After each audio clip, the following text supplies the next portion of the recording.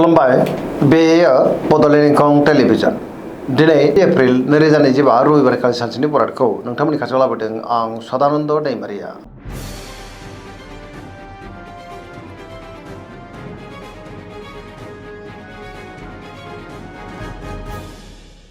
सिगां फरायनो लादों मेष राशि गिबि हांखो अ ल दिनैनि साना जोबोर मोजां। गावनि गोसोनि साननायफोरखौ दिनै गुबुननो फोरमायनोबो हागोन। सुथुरखौ गोरलैयैनो फेजेननोबो हागोन। गुबुननि थाखाय दिनै गोबां मोजां खामानि मावनानै होनोबो हागोन। मावनो लानाय खामानिफ्रा गोरलैयैनो मावफुंजानो हागौ। गोसोखौ दिनै जोबोर गोजोननाय मोनगोन। देहायाबो दिनै मोजाङैनो थागोन। अब्लाबो नाथाय जानाय लोंनायाव सांग्रां जानांगोन। बहानिफ्रायबा हरखाबै मोजां खौरांबो फैनो हागौ। रांखावरियाव दिनै जोबोर मोजां होनजायो। गोबां धोन आरजिनोबो हागोन आरो आयाबो बांगोन। बेफार फालांगियावबो दिनै गोबां मुलाम्फा मोननोबो हागौ। सोरबा लोगोजों बाख्नायजानोबो हागौ। बिदा फंबायनिफ्राय हेफाजाबखौ मोननो हागोन। बिमा बिफानिफ्राय अननाय आदरखौ मोननो हागोन। गोसोनि बोलोआ बांनो हागौ। समाजावबो मान मोनगोन। लाइमोनफ्रा गावबा गावनि गोसोनि साननायफोरखौ दिनै फोरमायलायनोबो हागोन आरो पजिटिभ एनार्जिनि गोहोम गोग्लैगोन। धोरोमारि बिथिङाव गोसो दुंखांनो हागौ। फरायसाफ्रा दिनै फरायनायाव गोसो दुंखांगोन आरो मोजां फिथाइ मोननोबो हागोन। सरासनस्रायै दिनै साना जोबोर मोजां आरो मोजाङैनो बारग'लांगोन।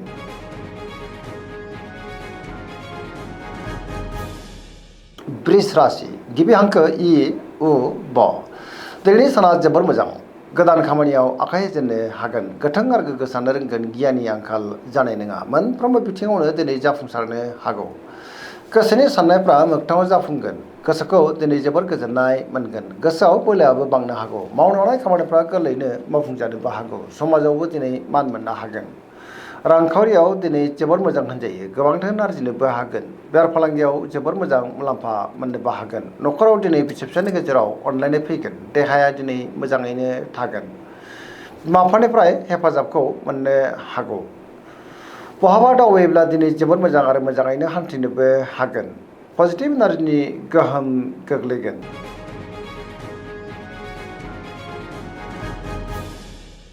मिथुन राशि गिबि हांखो क स दिनैनि साना मोजां आरो गाज्रिनि गेजेरजोंनो बाबेनलांनो हागौ। गोसोनि साननायफ्रा देबारनांगोन। गावनि गोसोनि साननायफोरखौ दिनै गुबुननो फोरमायनो गोब्राब जानोबो हागौ।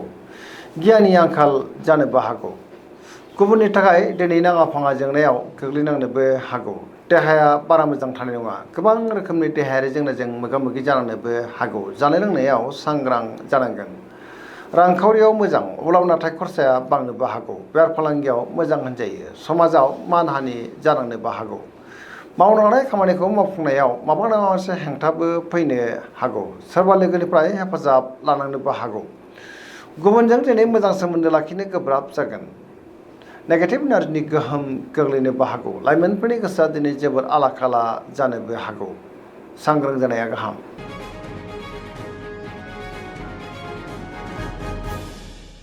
कर्कट राशि गिबि हांखो ड ह दिनैनि साना जोबोर मोजां। बहाबा दावबायनो एबा हान्थिनो खाबु मोननोबो हागौ आरो मोजाङैनो हान्थिनोबो हागोन। गोसोनि साननायफ्रा मोगथाङाव जाफुंनोबो हागौ। गोबां मोजां खाबुबो दिनै मोननो हागौ। सिगांनि बबेबा आद्रा खामानियाबो दिनै मावफुंजानो हागौ। गोसोआव पजिटिभ साननाय फैगोन। गोथों आरो गोग्गो साननो रोंगोन। गियाननि आंखाल जानाय नङा। रांखावरियाव जोबोर मोजां। बेफार फालांगियावबो जोबोर मोजां होनजायो। गोबां धोन आरजिनोबो हागोन। न'खराव दिनै बिसि फिसायनि गेजेराव अनलायनाया बांनोबो हागौ। समाजावबो बयजोंबो मान होजागोन। देहाया दिनै मोजाङैनो थागोन।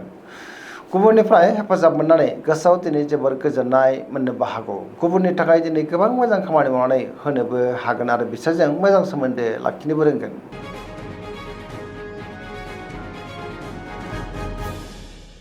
सिंह राशि गिबि हांखो म ट दिनैनि साना जोबोर मोजां। गावनि गोसोनि साननायफोरखौ दिनै लाइमोनफ्रा फोरमायलायनोबो हागोन। गोसोआव पजिटिभ साननाय फैगोन। गोथों आरो गोग्गो साननो रोंगोन। गियाननि आंखाल जानाय नङा।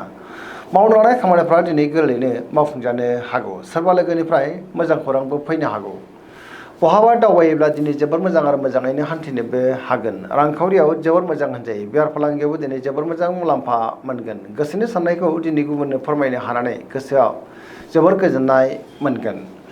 गुबुननि गोसोखौ दिनै गोरलैयैनो बोनोबो हागोन। देहाया दिनै मोजाङैनो थागोन। मोनफ्रोमबो बिथिङावनो जाफुंसारनो हागौ। पजिटिभ एनार्जिनि गोहोम गोग्लैगोन।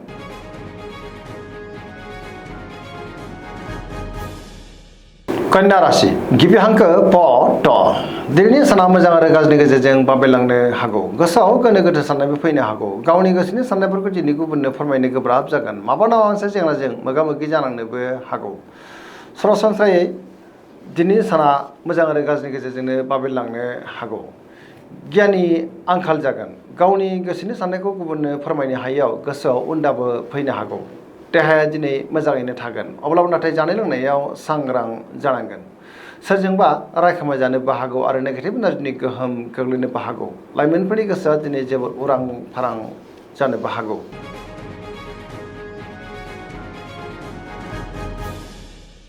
तुला राशि गिबि हांखो र ट दिनैनि साना जोबोद मोजां गोसोआव बोलो बांगोन गावनि गोसोनि साननायखौ दिनै गुबुननो फोरमायनोबो हागोन मावलांनाय खामानिखौ थि समावनो आरो गोरलैनो मावफुंनो हागोन देहाया दिनै मोजाङैनो थागोन बयजोंबो गोरोबनो रोंगोन सिगांनि बबेबा आद्रा खामानियाबो दिनै गोरलैयैनो मावफुंजानोबो हागौ रांखावरियाव जोबोर मोजां होनजायो बेफार फालांगियावबो दिनै जोबोर मोजां मुलाम्फा मोननोबो हागोन समाजाव बयजोंबो मान होजागोन गुबुननि थाखाय दिनै गोबां मोजां खामानि मावनानै होनोबो हागोन सेंग्रा सिख्लाफोरा जोबोर खुसि जागोन आरो गावबा गावनि गोसोनि साननायफोरखौ फोरमायलायनोबो हागोन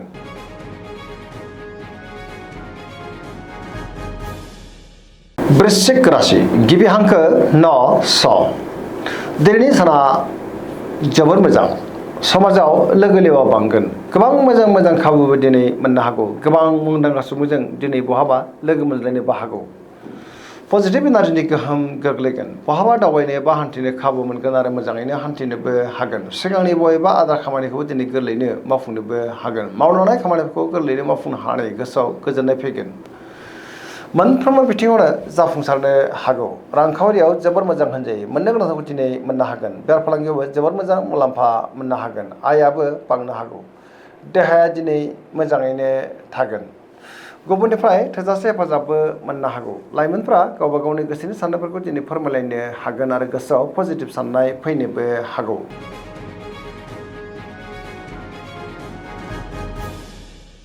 धनु राशि गिबि हांखो ध फ भ दिनैनि साना मोजां आरो गाज्रिनि गेजेरजोंनो बाबेलांनो हागौ गोसोआव गोनो गोथो साननायबो फैनो हागौ गावनि गोसोनि साननायफोरखौ दिनै गुबुननो फोरमायनो गोब्राब जागोन मावलांनाय खामानिफ्रा दिनै गोरोन्थि जानोबो हागौ गोसोनि साननायफ्रा देबोर नांनोबो हागौ रांखावरियाव दिनै बारा मोजां नङा नाङा फाङा खरसाया बांनोबो हागौ बेफार फालांगियावबो बारा मोजां नङा होनजायो सोरजोंबा थगायजानोबो हागौ देहाया दिनै मोजाङैनो थागोन अब्लाबो नाथाय जानाय लोंनायाव सांग्रां जानांगोन बिदा फंबायनिफ्राय हेफाजाब लानांनोबो हागौ बिसि फिसायनि गेजेराव अनलायनाया बांगोन अब्लाबो नाथाय नेगेटिभ एनार्जिनि गोहोमबो गोग्लैनो हागौ लाइमोनफोरनि गोसोआ दिनै जोबोद उरां फारां जागोन गावबा गावनि गोसोनि साननायखौ फोरमायलायनोबो गोब्राब जानोबो हागौ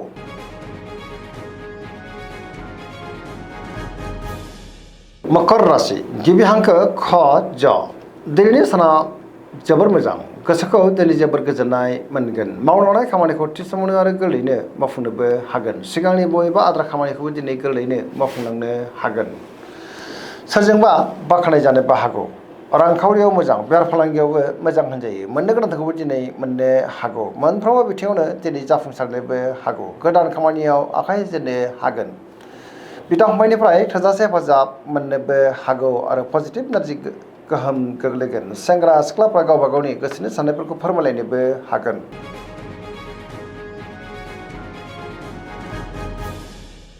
कुम्भ राशि गिबि हांखो ग स दिनैनि साना मोजां आरो गाज्रिनि गेजेरजोंनो बाबेलांनो हागौ गोसोआव गोनो गोथो साननायबो फैनो हागौ गावनि गोसोनि साननायफोरखौ दिनै गुबुननो फोरमायनो गोब्राब जागोन माबा नङा मोनसे जेंनाजों मोगा मोगि जानांनोबो हागौ गोसोआव उनदाहाबो फैनो हागौ बहानिफ्रायबा हरखाबै गाज्रि खौरांबो फैनो हागौ देहाया दिनै मोजाङैनो थागोन अब्लाबो नाथाय जानाय लोंनायाव सांग्रां जानांगोन रांखावरियाव बारा मोजां नङा होनजायो सोरजोंबा थगायजानो हागौ बिमा बिफानिफ्राय हेफाजाबखौ मोननो हागोन बहाबा दावबायनो एबा हान्थिनो खाबु मोननो हागौ आरो मोजाङैनो हान्थिनोबो हागोन अब्लाबो नाथाय नेगेटिभ एनार्जिनि गोहोमबो गोग्लैनो हागौ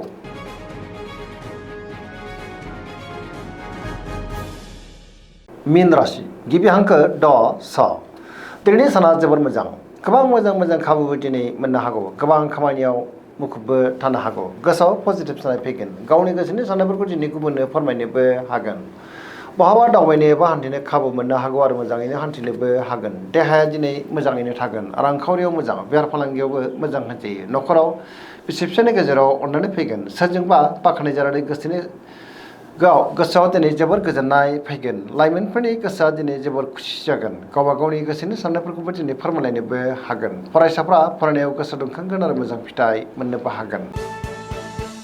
दिनैनि राशि फरायनाया एसेनोसै। जोबनायाव बेखौनो खावलायो जाहाथे नोंथांमोना सानफ्रामबो जोंनि बे बड'लेण्ड इंखं टेलिभिजनखौ नायबाय थायो आरो साबस्क्राइब खालामो, लोगोसे लाइक खालामो आरो शेयार खालामो। एसेनोसै, गोजोन्थों।